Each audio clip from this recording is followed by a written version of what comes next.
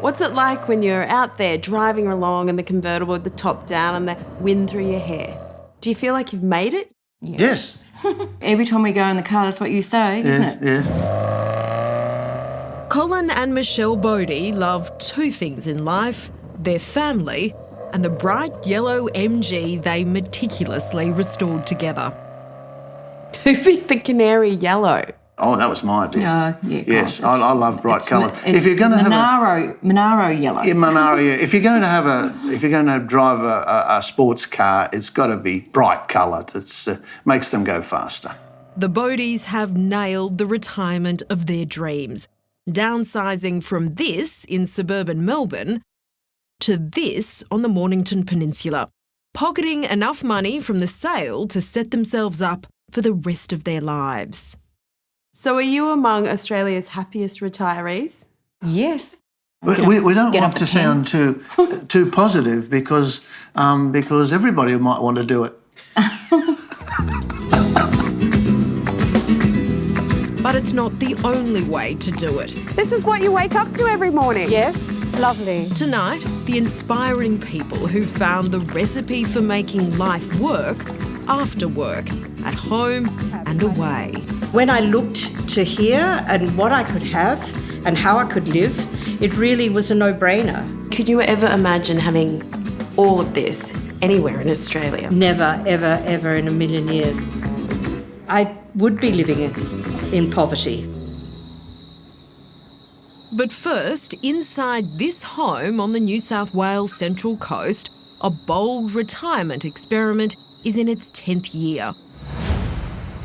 One sprawling house, 3 retired couples. Ouch, ouch, ouch, ouch, ouch. You've got your own thing over there. Who've pooled their savings to make the best of their golden years. Good. I think it was more of an adventure.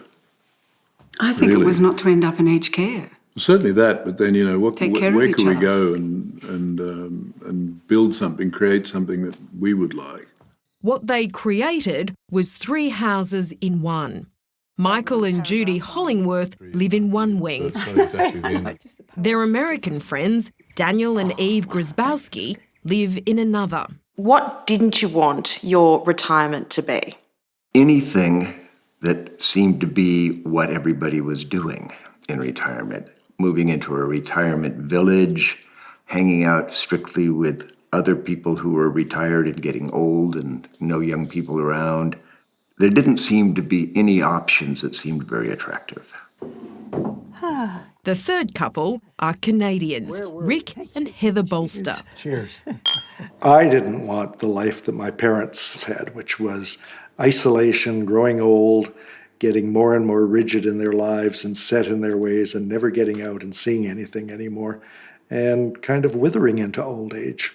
Like the menace in Jaws.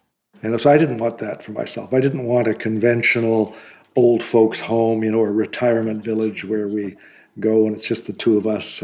We wanted something else. The idea of finding something else first came up 18 years ago. Back then, all 3 couples lived in their own homes in suburban Sydney. They were good mates, even took holidays together. One night at dinner, they started talking about the years ahead. So what was your worst fear about growing old? Finish up in a retirement home. Complete loss of autonomy, loss of interest in life, and what was the other thing? No stimulation. No social, like dull, flat, boring. Then you go the other way, just to unwind. It was what all 3 couples were determined to avoid. Eve was the first to suggest that perhaps they could live together and look after each other. Everybody wants to take ownership of the idea, but I think it was my idea. And I said, well, what if we do this, we live together? We all want to retire. We all want a gentler lifestyle. So what if we all did it together, see what it's like. How many movies have been made in the Mad Max franchise? 4. 3 old and 1 new. But not everyone was on board. Daniel had his doubts. Initially, I was willing to humor the others, because I didn't think there was any hope of this sort of thing happening.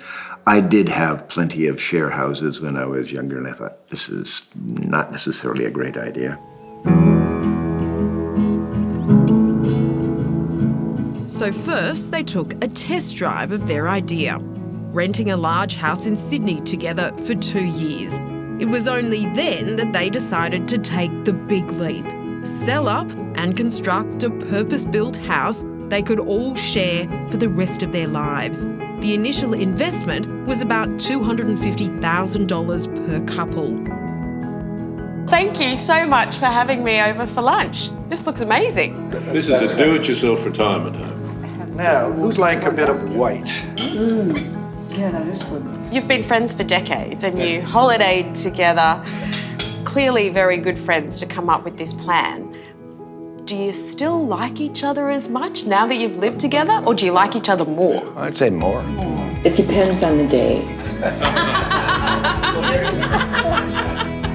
It's an arrangement that seems to be working out well for everyone. But what happens in the years ahead when they may not be as healthy and active as they are today? Should have brought out the china for this.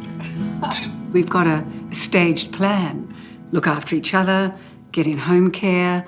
When it's getting too much of that, then we'll have live-in home care. If Up in the necessary. shed if necessary. Or if it You know, works. we've got stages of how long can we run this out before we're obliged to step out of it altogether and hopefully die here.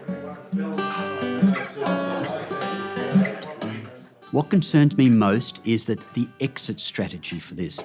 As people age, can they all look after or put in the same amount of energy into a property? Because a property that's 4 acres requires upkeep. Brett Steen is a financial planner who specialises in helping people get retirement ready. His biggest red flag is if there's a serious health issue or a falling out among the couples. I believe the most important question to ask is, are we all willing to sell? Because if it can't work, if something goes wrong, are we all willing to get out? It's almost like a marriage with 6 people in it. And when you look at how messy a divorce with 2 people in it can get, is it fraught with danger? Well, people are often more forgiving for friends than they are for partners, so that's nice. But it is fraught with danger. I want them to all die on the same day, all be happy, and it'll be fantastic. It'll be one of those experiments that'll be written up for years to come. But it's probably not going to be like that. Someone will need to move on, or members within each couple will need to move on. That's hard. Like so many Australians nearing the age of retirement, Colin and Michelle Bodie were asset rich but cash poor. They were living in their large family home in Melbourne's suburbs and struggling with the upkeep, so they decided to downsize. Downsizing it's something that you're going to do for the last time, probably, before palliative care or you die. When they sold up, they used the money to buy into an over-50s resort on the Mornington Peninsula. For around $400,000, they got a pleasant 2-bedroom home in a safe, gated community. They also have a stash of leftover cash in the bank. But you still have to live comfortably. You still want to have a nice house, which we've got, but it's nowhere near the value of the one that we had. But it's only 2 of us, you see, so we haven't got our children living with us. So 2-bedroom and a study is fine. So instead of having $1 million in assets, now you've got $1 million in cash, so you can actually enjoy your retirement. Exactly, Yeah. And I think after half a century working, it's time for a rest. We're all looking down the barrel of retirement. How much do we need to retire comfortably? We probably need, as a couple, about $700,000 is the sweet spot. Okay, that's a sweet spot in terms of the superannuation you'd like to have. The more, the better. Brett Steen says many Australians are either doing or planning to do exactly what Colin and Michelle have done. But he warns there can be traps. It's an over 50s, so therefore it's designed for someone who's healthy, feeling good about life and wants to keep going in that way. Unfortunately, yes, it can be great up front, but often people then need to move on at a later time. So therefore you need to be thinking when you move to somewhere like an over 50s, read the fine print because at some stage you may need to be exiting from that arrangement. But right now, Colin and Michelle are living their dream. You boys go out in the boat, they said. There's fishing on their doorstep. They won't miss us. They're happy. And plenty of action inside the gates as well. Now, whose turn is it now? Oh, my turn. Oh, sorry. That's all right. Let me see if I can. Do you think any one of us will actually get it through? Nah. Yeah. Oh! I am made for this life. I need to retire and move here. Straight through. Very good. Let me go and have a drink. Yes. Nearly happy hour. Okay.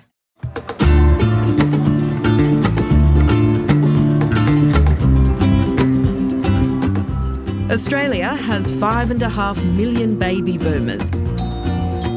But they don't all call Australia home. Hello. Come in. Angela. Hi, Angela. It's So lovely to meet you. Thank you so much for having me. Come through. Nora Ort is one of a growing number of Australian retirees who've relocated abroad. Sort of the living room, dining room, kitchen combined. Up until 7 years ago, Nora lived in Perth, but she's chosen to spend her twilight years half a world away. And this is the terrace off my bedroom. Wow, look at this view. This is what you wake up to every morning. Yes, it's lovely. Ever get tired of it? Never. Never. Never. Her new home sits high in a historic hilltop village overlooking the olive groves of southern Spain. I'm very fortunate to have this. I would never be able to have it in Australia. It's lovely. Oh, that view would never get old. Here we have 3 bedrooms, 2 bathrooms, a study upstairs on the top floor for guests, and this level where we are now, which is the living room, dining room, kitchen. That's my house. My gorgeous patio and garden, which I couldn't have if I lived in a city. A big house and a comfortable middle-class life seemed impossible when Nora first retired from her Perth art gallery job on a single pension. Oh, and I've got to show you my pantry. I realised very quickly that there was no way with the superannuation that I had that I was going to be able to even afford a small 1-bedroom apartment in the area that I wanted to live in. You certainly couldn't drink like this back home in Perth. No, I would be living in poverty. The best pantry in town. Yes, I concur, absolutely. I think. I don't think I would have been able to afford to go to the theatre, to go to films, to eat lamb or beef, to have expensive heating in my house. To me, that is not how pensioners should have to live. Nora found herself reminiscing about her happy year living in Madrid in the 60s. She started Googling and stumbled across a left-field solution to all her financial woes. It was a big step. When I told my friends I bought a house in Spain, I thought, what? So many of them said, that's fantastic. We're coming to stay. Did anyone say you're crazy? Oh, yes, quite a few people said, you're mad. Nora bought her house in Martos outright for just $60,000 and spent another $40,000 on renovations. Buenos días. ¿Es posible un plato de jamón, por favor? She secured a Spanish visa and arranged for her Australian pension in full to be deposited directly into a local bank. Avocados here are only €2 for 4 avocados. Nora's day-to-day living expenses are less than half what she'd pay in Australia. I can afford the lifestyle that I would want to have in Australia, that I had in Australia when I was working. I can entertain my friends, I can go out and buy a case of wine, I can buy the sorts of meats that I want to buy. I can do everything I want to do. Muchas gracias.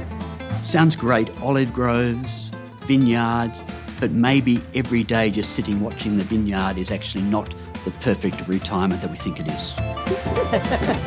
Financial planner Brett Steen says that retiring overseas can be cost-effective, but you have to do your research. Be aware, of course, there's currency, so that goes up and goes down. So you are now living on that amount of money, which has a variation. So in her case also, I'd be thinking about, as you age, are you comfortable? Who's going to be looking after you? It sounds fantastic when you're healthy, but you have to be really conscious of when you get older, therefore what sort of care is required. Again, Nora has hit the jackpot. Spain is ranked as having one of the best healthcare services in the world. Hola, buenos días. Better than the UK or the US, and private health cover is affordable. $15.85. I pay just over $2,000 a year. If I go to hospital or to the doctor, I don't have any extra to pay. It covers absolutely every penny, and that's for specialists, surgery, x-rays, everything. Of course, Spain isn't all sunshine and sangria. Nora has faced some challenges along the way, including learning the language. But a crash course in Spanish yielded a whole new circle of friends. Salud. 3 here. This is a big one, isn't it? Nora admits moving away from Australia was easier for her because she wasn't leaving any grandchildren behind.